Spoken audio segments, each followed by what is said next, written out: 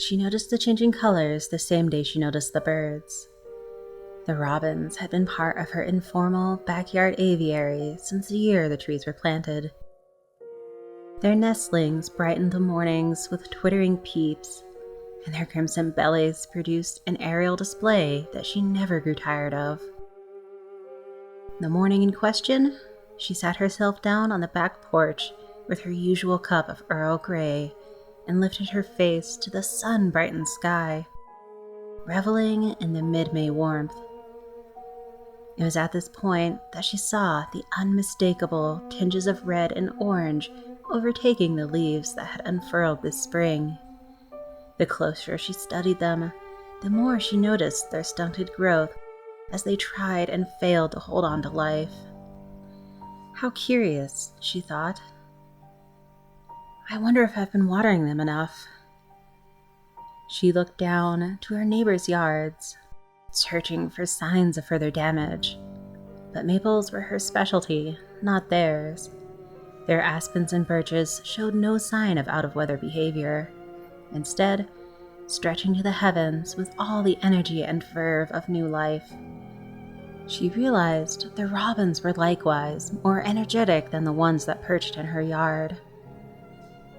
Looking back over her shoulder, she studied her robins as they lazily chirped amidst the branches, occasionally flitting to another perch.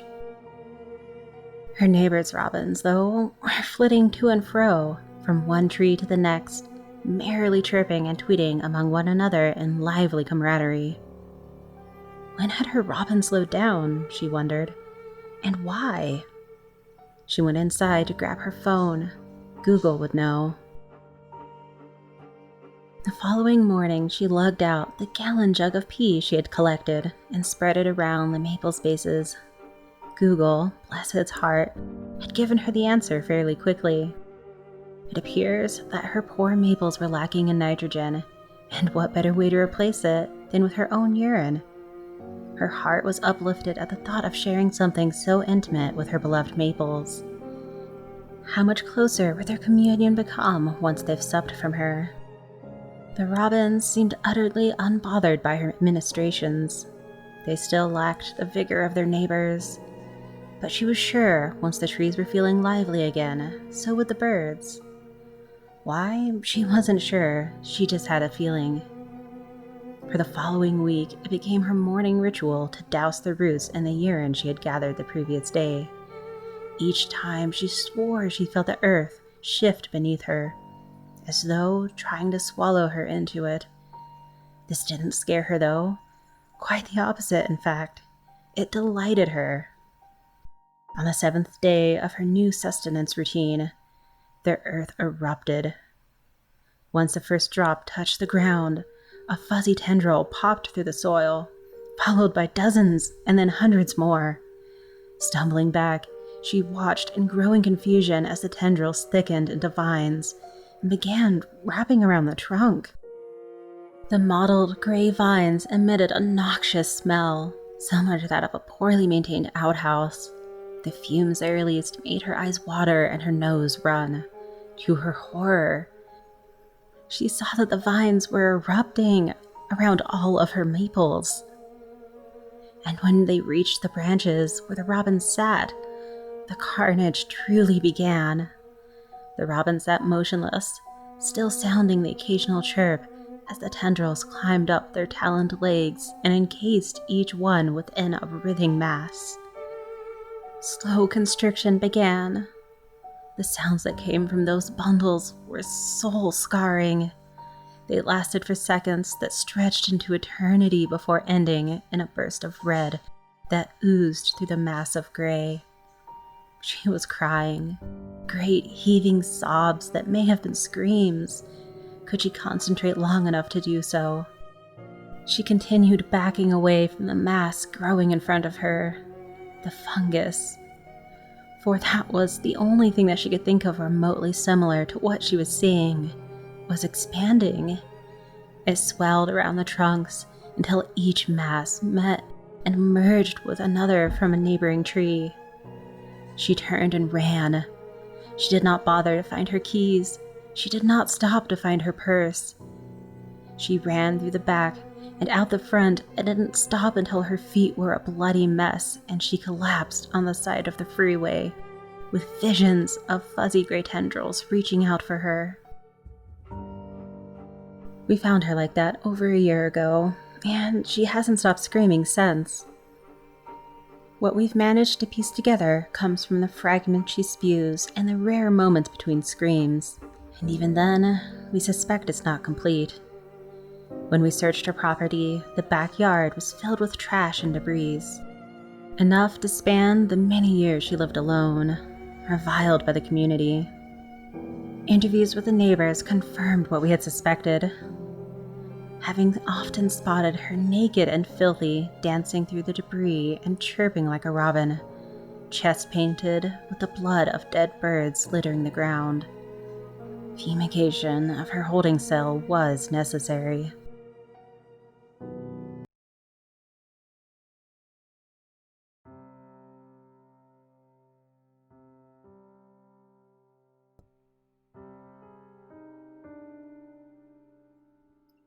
The moon stretched out across the sky, casting its pale glow over the tips of the houses and trees, allowing to find its way into the narrow and winding streets, enabling me to see as I made my way along by foot. This part of town was strange to me. I felt like it must have been old. The roads were narrow here, the houses all crowded together in different sizes, jutting out like a set of gnarly teeth. I felt a sense of wonder and excitement, the thrill of adventure washing over me. I'd been walking for hours, part of my strategy for dealing with the sleepless nights I've been experiencing lately. I found a small bench that rested alongside an old, weathered red brick wall. Finding myself in unfamiliar territory, I sat back on the bench and withdrew a crumpled pack of cigarettes from my breast pocket and lit one with my cheap plastic lighter. I sat there watching the smoke drift through my yellowing fingertips, the warmth of the embers caressing slightly the numb cold that had set in. Snow drifted slightly, blowing down the street, piling up in a few odd corners, covering my footprints and coating the road ahead of me in a thin dusting. I lay there for a few minutes or hours, I don't know. Time slipped away as I smoked several more cigarettes, before I heard voices echoing off in the distance. It sounded like a group of people. How far away, I could not tell.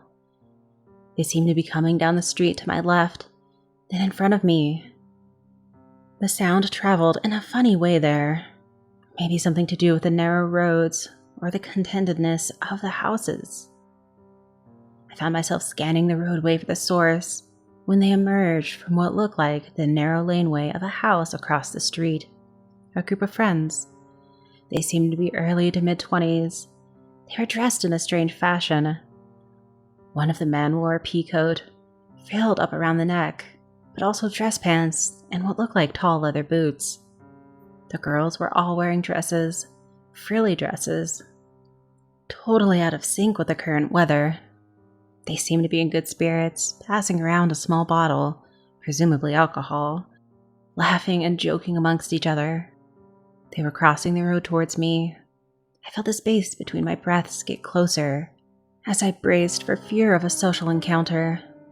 I fumbled awkwardly through my mind, trying to find an exchange or greeting to throw out to them. But to my relief, they ignored me. Entirely, I mean, there wasn't even so much as a brief moment of eye contact. It was as if I didn't exist. They strode past me, chatting and giggling away, before entering through a small gate in the brick wall I had only just noticed. Left with only their footprints as a reminder of the brief encounter, I curiously began to wonder about them and where they might be going. Was there some kind of wedding or event? No, it was past 4 in the morning. A small town, quiet neighborhood, no one else around. I looked back, inspecting the gate and the wall, wondering where it might lead. Purdue Park was written in shaped black iron bars that stretched their way across the top of the gate. I'd never heard of it, though I was intrigued. I didn't want to run into the group of friends and have them think I'd followed them in, so I lingered at my spot on the bench while I considered what to do. The cold night air was sinking in, and I had nowhere to be. I could have just went home. But curiosity got the better of me, and I wanted to explore this strange park in an old part of town. I couldn't see much past the gate, but the rest was obscured from view, a total mystery. Stepping up to the metal gate, I felt my hand reach out and grab the big iron ring that served as a handle. The gate swung open freely, presenting me with a brick path that wound its way through some dense trees. The space inside the walled area was much larger than I could have imagined previously. There was also music. I was almost certain I didn't hear a thing before, but now that I was in here, I could definitely hear some music emanating from somewhere up ahead. I followed the winding brick path that was set out before me and found myself entering another world. This was a world of tall, well-maintained poplars, a scattering of gardens and paper lanterns that hung in the distance. I felt as though I were in a dream. Before long, I noticed a small gathering of people in a clearing ahead. Not the group I saw earlier, although they were similarly dressed. They were gathered around, watching what looked to be some sort of theater play on a makeshift stage at one end of the clearing. That must be where the music was coming from. Some Shakespeare in the Park, maybe. It was still far too dark to make out what they were saying. The stage seemed to be just out of range. From what I could tell, the audience was laughing and cheering along in a captivated manner.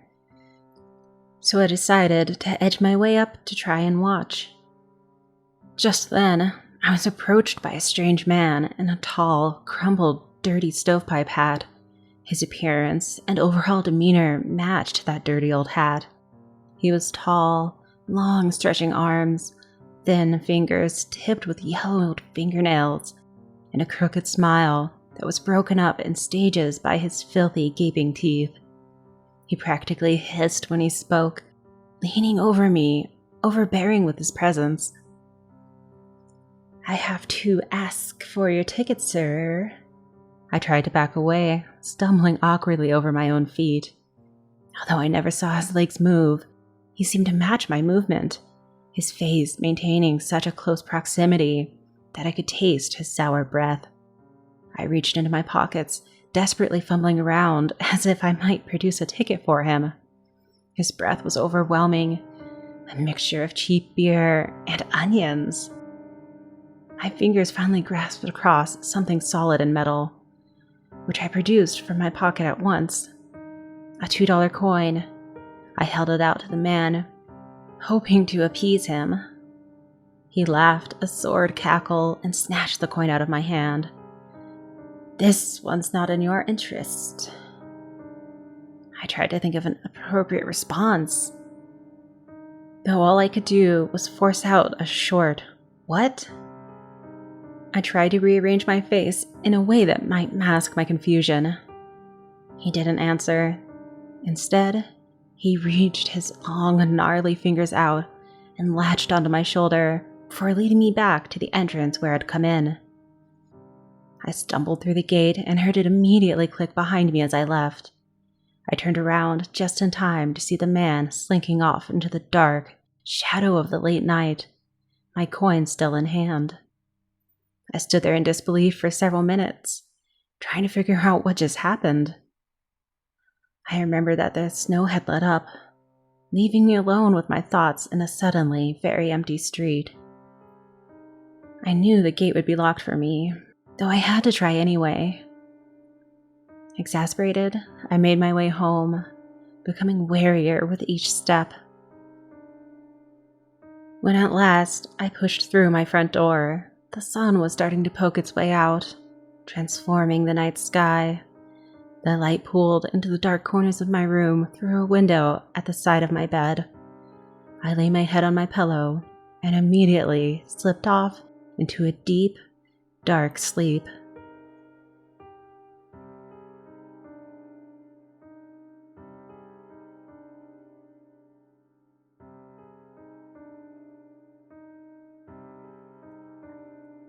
Joe had a restless night. His blonde hair was stuck to his head with the sweat of his nightmare-filled sleep. He had dreamt that grotesque creatures had come to his lumberjack work camp. They had come to the camp and killed everyone.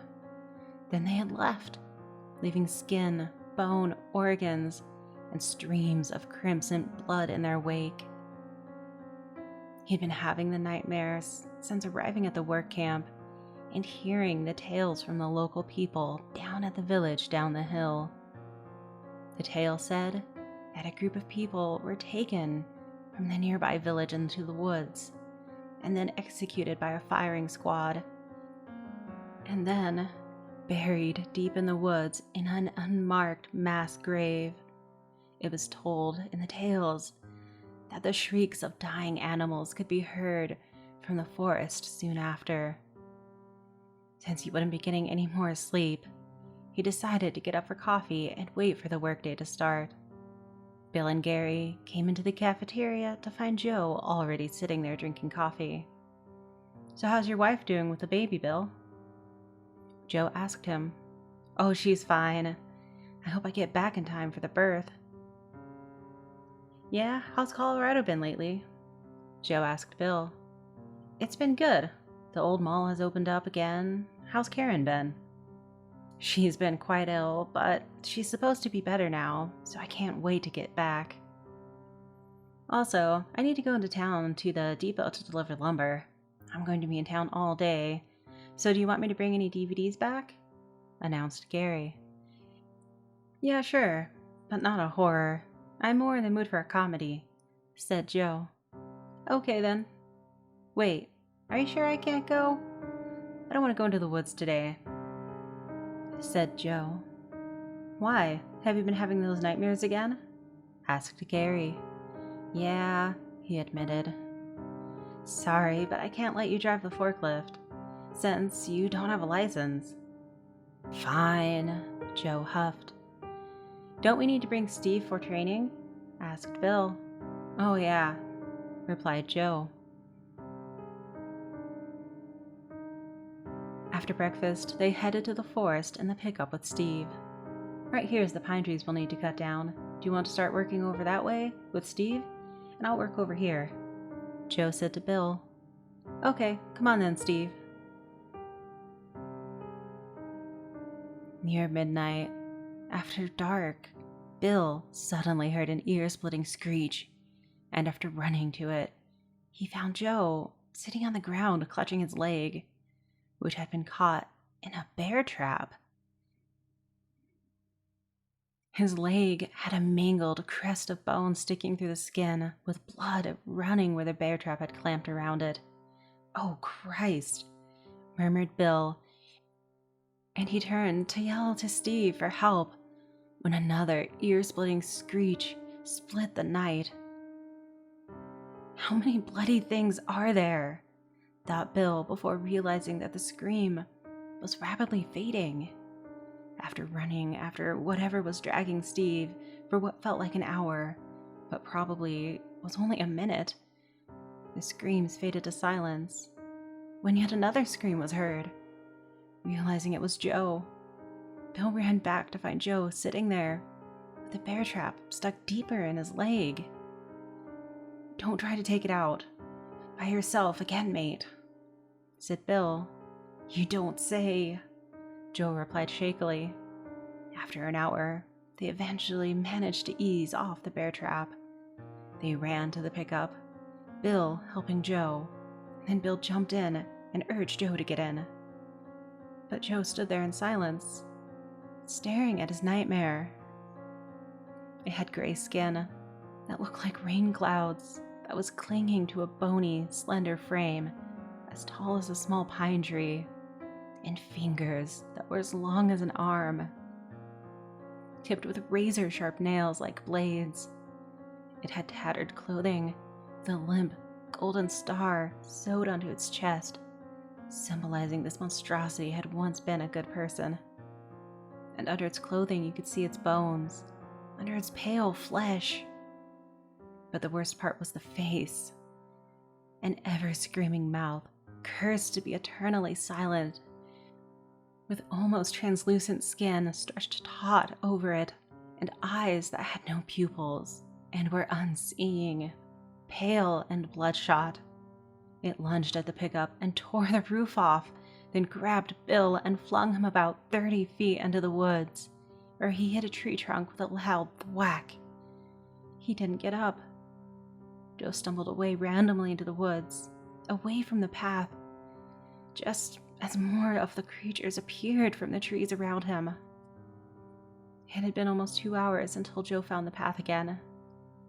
Then he stumbled along it at an as inconsistent pace as his mangled leg could manage. He was certain that he had lost them now, as their footsteps had faded away long ago. It was almost sunrise when he finally saw the camp, and Gary's Jeep was just arriving. Urged on, Joe ran as fast as his leg would allow him. When they came out from the trees around him, his screams were never heard. After returning to the camp, the first thing Gary noticed was the missing pickup truck. Wouldn't they be back already? He thought to himself. He tried Bill's phone. No answer. Joe's phone. No answer. Oh well, the reception is really bad anyway in the woods. I'll wait till tonight, and if they're not back, I'll go and see if their pickup's broken down, he thought to himself. That night, he entered the woods.